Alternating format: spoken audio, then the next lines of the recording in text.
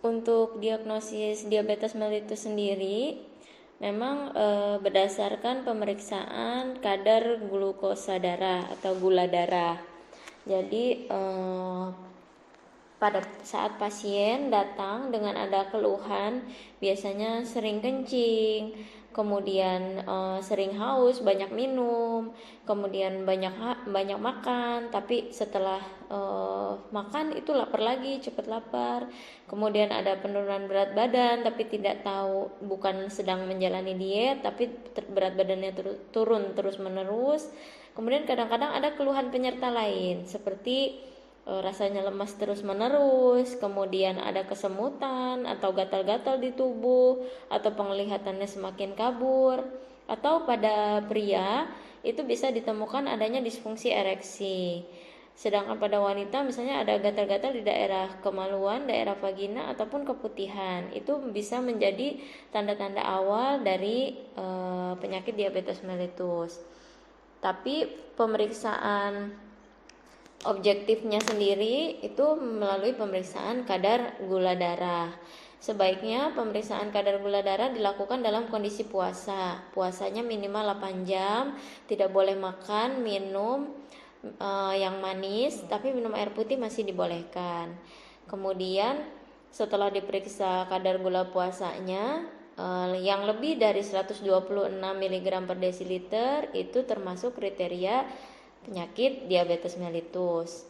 Sedangkan kalau pemeriksaan setelah makan atau pemeriksaan gula darah sewaktu itu kalau nilainya di atas 200 dengan ada keluhan klasik itu tadi sering kencing, banyak makan, cepat lapar, kemudian ada penurunan berat badan yang tidak dapat dijelaskan, kemudian sering haus, itu termasuk keluhan klasik, maka sudah bisa dikategorikan sebagai penyakit diabetes mellitus.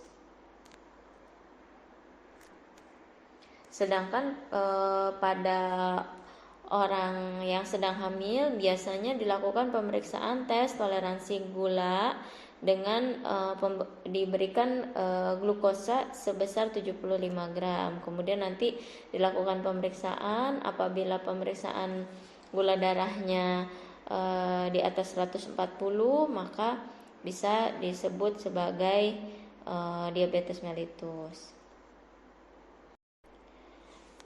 Berikutnya misalnya kita dikatakan kita atau anggota keluarga kita didiagnosa oleh dokter merupakan orang dengan penyakit diabetes mellitus. Kemudian apa yang harus kita lakukan? Yang pertama, diabetes mellitus itu yang paling penting adalah pengaturan pola makan. Jadi pola makan itu harus pola makan yang sehat. Nanti detailnya saya akan bahas di pertemuan besok mengenai diet pada penyakit diabetes mellitus, pengaturan makannya seperti apa, pantangannya seperti apa yang harus dijalankan. Kemudian yang berikutnya selain pengaturan makan, pengaturan untuk kegiatan jasmani ataupun olahraganya itu harus dilakukan teratur. Ini pun nanti pembahasannya ada pembahasan khususnya.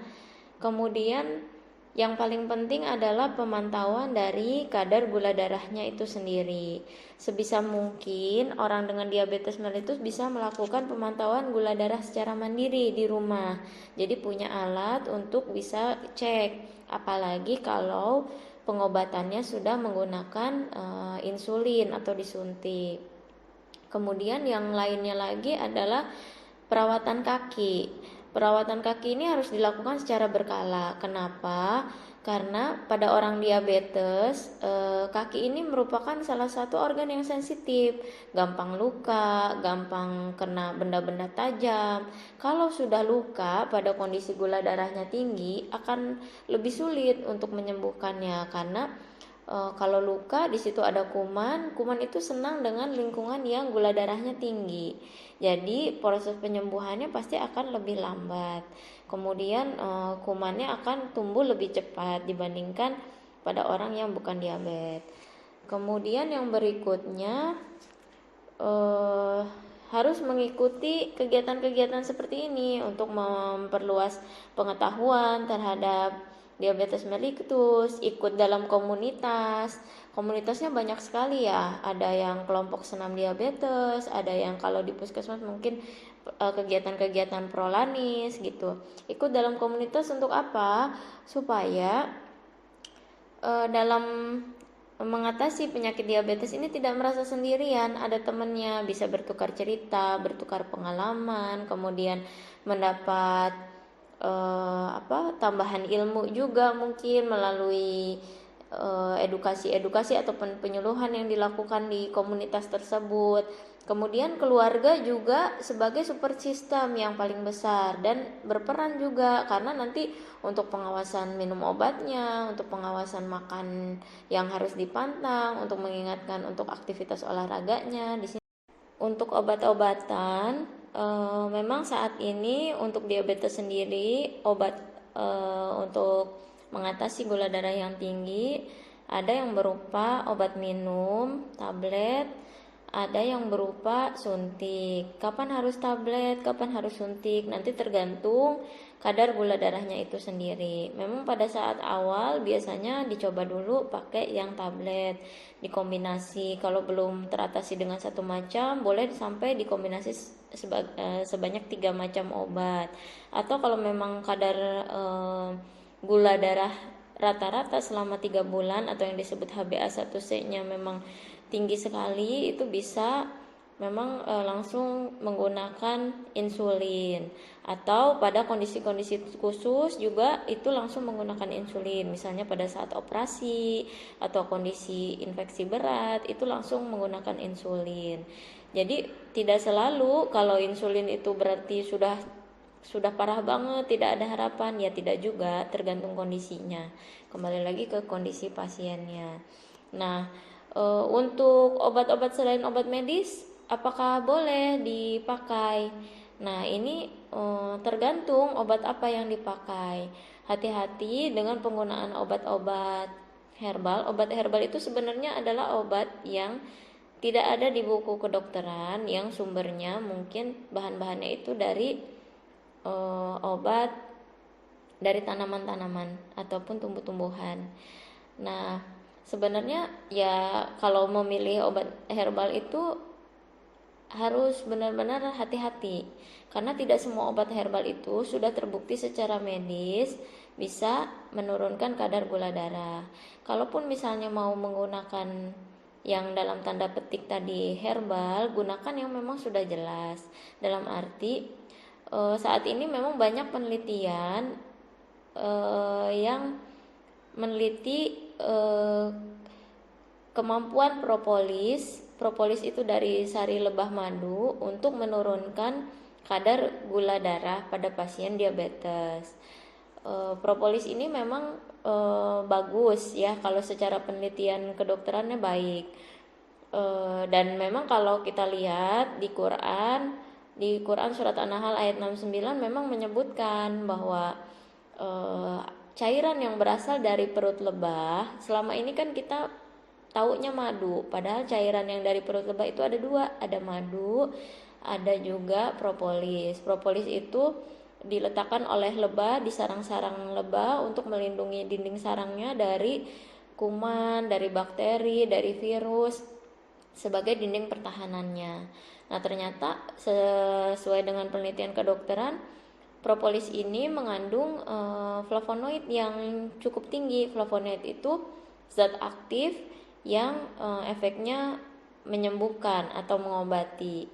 Nah, dibandingkan madu, bahkan propolis ini lebih tinggi kadar flavonoidnya. Bisa 4-16 kali lebih tinggi. Artinya apa? Artinya kalau digunakan untuk pengobatan, maka efek untuk menyembuhkannya lebih cepat dan lebih berkhasiat.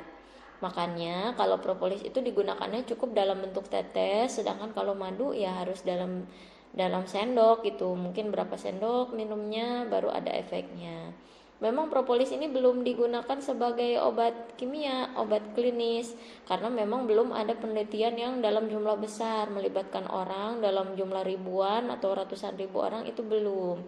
Tapi memang jurnal-jurnal penelitian di luar negeri sudah banyak menyebutkan bahwa propolis ini apabila digunakan bersamaan dengan obat-obat diabetes itu menurunkan kadar gula darah rata-rata dalam 3 bulan secara bermakna dibandingkan pada orang yang tidak menggunakan propolis. Jadi cuman obat saja atau cuman yang lainnya gitu. Memang di penelitiannya disebutkan dibandingkannya itu yang pakai obat dengan dibarengi propolis sama yang pakai obat saja, memang berbeda bermakna. Nah, propolis ini juga banyak jenisnya, macam-macam di pasaran. Tapi kalau saya pribadi sih menyarankan carilah yang memang propolisnya murni. Dan yang paling baik itu sejauh ini yang mengandung ada propolis trigonanya. Kenapa? Karena propolis trigona ini yang paling tinggi kadar flavonoidnya. Tadi flavonoid itu kan yang berefek menyembuhkan. Sementara propolis yang banyak beredar di pasaran itu hanya mengandung propolis liquid yang cairnya saja. Sementara yang propolis trigonanya itu ada yang mengandung, ada yang tidak. Dan carilah yang propolis murni 100% supaya tidak ada efek samping terhadap ginjal ataupun terhadap liver, karena kalau udah dicampur dengan bahan kimia lain ya sama aja, itu akan membebani juga terhadap ginjal maupun liver. Padahal propolis secara murni itu yang tidak ada campuran yang lainnya itu justru akan mempunyai efek perlindungan terhadap ginjal dan terhadap liver, jadi cukup aman.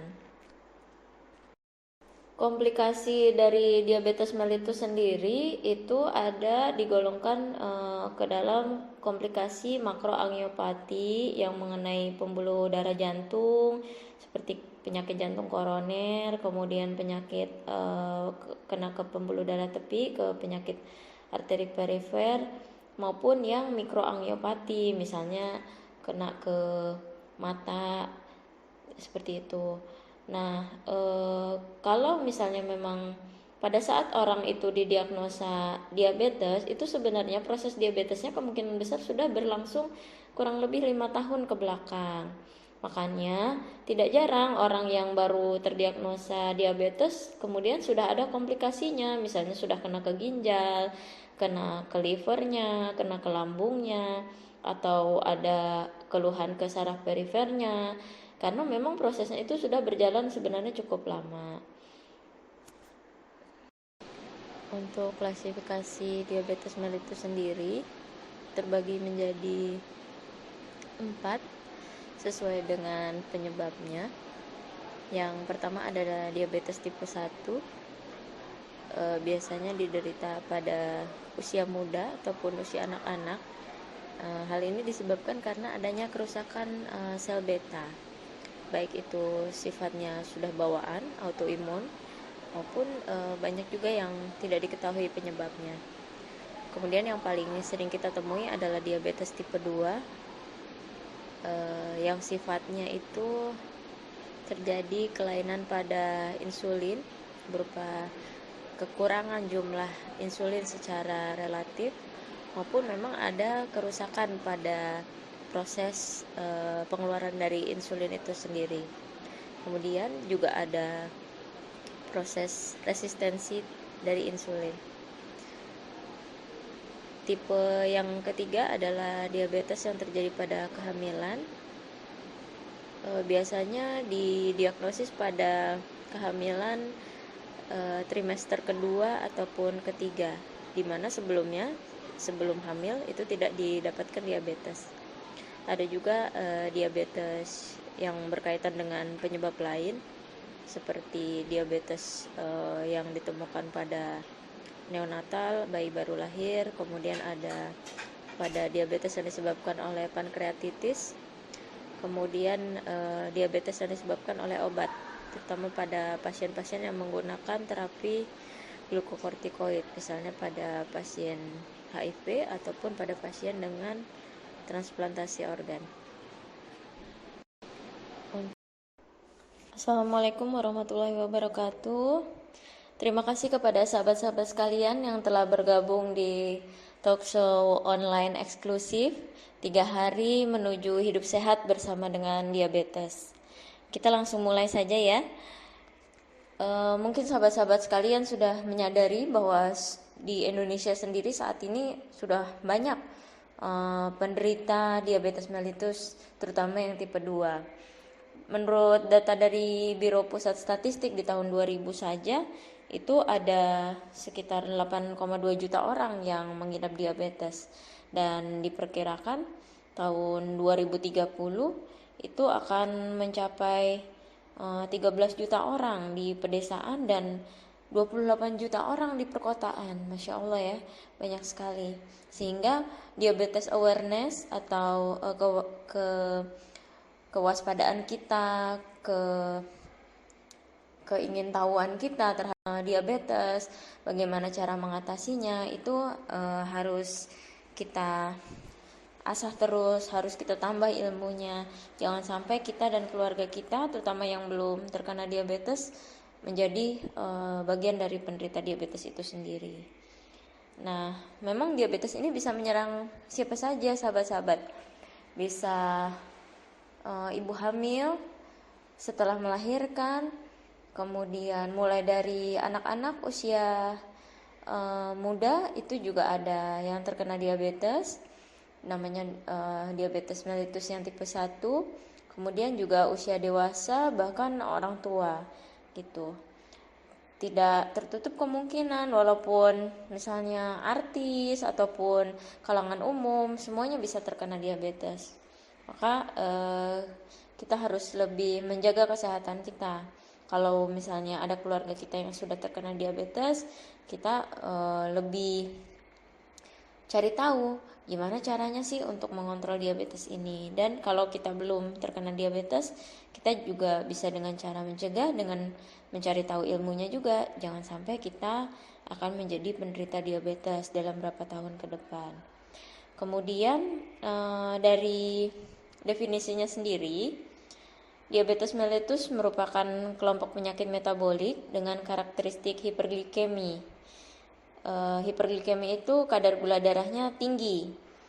Hal ini terjadi karena adanya kelainan sekresi insulin. Jadi di dalam tubuh kita ada organ yang namanya pankreas.